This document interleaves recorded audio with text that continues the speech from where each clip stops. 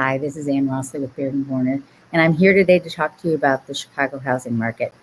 We're looking at figures through end of November, going into the holiday season, and I'm going to share my screen with you here to show you just what's going on in the housing market.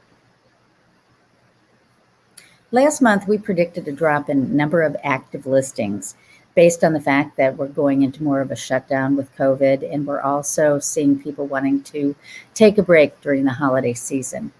So whereas last month there were 7,655 units on the market, today we've dropped down to 4,993.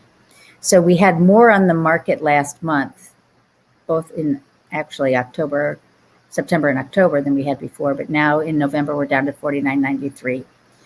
And so why did these come off the market? The vast majority came off the market because they were canceled.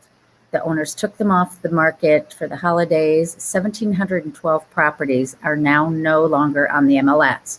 Some are in the private listing network, but primarily they're just in a holding mode, so to speak. There are 969 properties that went pending that are between contract and closing, and there are 809 properties that closed. So that's what is accounting for the drop in number of properties. Now, if you look at various neighborhoods, you'll see that it depends. In the near north neighborhood, where there are the most number of listings because it is a highly condensed, concentrated condominium area, about 400 properties went off the market. In, let's see, Lakeview here, there are 763 that are currently for sale. But here I want to point out to you something very interesting. If you look here, 29.1%, that number refers to November of 2019. So there are 29% more homes on the market today than there were in November of last year. It's come down, but it's still a fairly decent inventory. Same thing for Lincoln Park. The number of homes on the market has gone down, but we're up 18%. And the near north, I mean, there are more homes on the market there than there were in November of last year. Let's talk closed sales. In terms of the number of closed sales, the number did go down in November, again as predicted, but in both Lakeview and Lincoln Park, we saw more closings take place in November of 20 than in November of 2019. Wasn't the case in the Loop or the Near North, but the Near North wasn't off by much. Now, that was a lagging indicator of the market. The number of properties under contract is also a lagging indicator, but less so. And as predicted, in everywhere except the Loop, the number of properties going under contract declined. And in Lincoln Park, the number of properties that went under contract was actually up 30% versus November of 2019. Lakeview up 1.6%. Chicago Loop up 9.8% versus November of 19. And the near north side is down by 17%. So if you take an aggregate, all of the properties in the market area, those that went under contract were down 20% versus November of 2019. You know, I always talk about month supply. Month supply is the absorption rate or the rate of sale, how long it will take to sell off what's currently on the market. This is kind of a funny figure this month because we have fewer properties on the market. So that shows up in a smaller number of months supply on the market. So the reason we have fewer months supply is not because the rate of sale has picked up. It's because there are fewer properties that we need to sell through to create the absorption rate. So in the entire market area, it's a very fair, what one would call seller's market at 4.5%, but that varies neighborhood to neighborhood in the city. In the near south side or South Loop, it's 6.8 months supply, which is up over half, 50%. It's up 65.9% versus November of 2019. In the Chicago Loop, it's 13.9 months worth of inventory, which is very much a buyer's market as it is for the near north side. So let's look at it neighborhood by neighborhood in Chicago. And you'll see that, as we've been saying the last few months, downtown is very different than the outlying neighborhoods.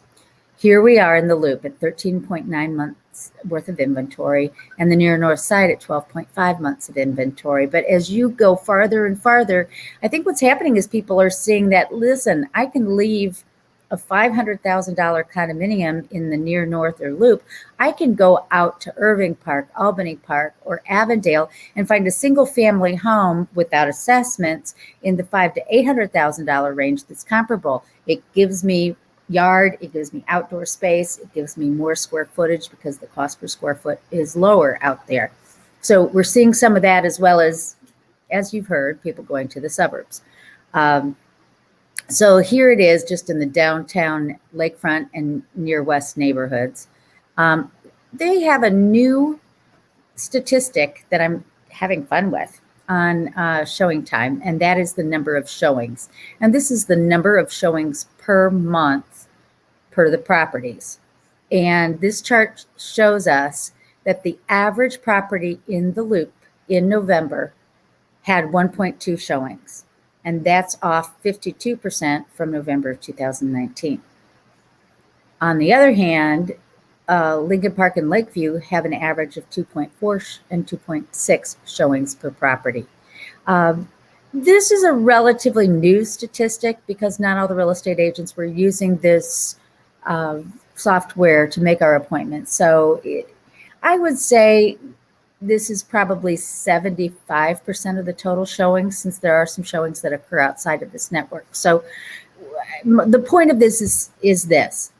If you have a property in Lakeview and you're saying, how many showings do I get versus my competitor down the street? If you're getting 3 to 4 showings a month in November, you were outpacing the marketplace and doing quite well. The foot traffic has just dropped off. Versus what did we see here? If you were in Lakeview in beginning of the year, January, February of 2020, you were getting 6 to 7 showings per month. So just food for thought to think about. None of this is a surprise. We all knew going into December with the stay-at-home request that the number of showings and the number of contracts were going to decline. Some people prefer to take a break. But let me just say this to you.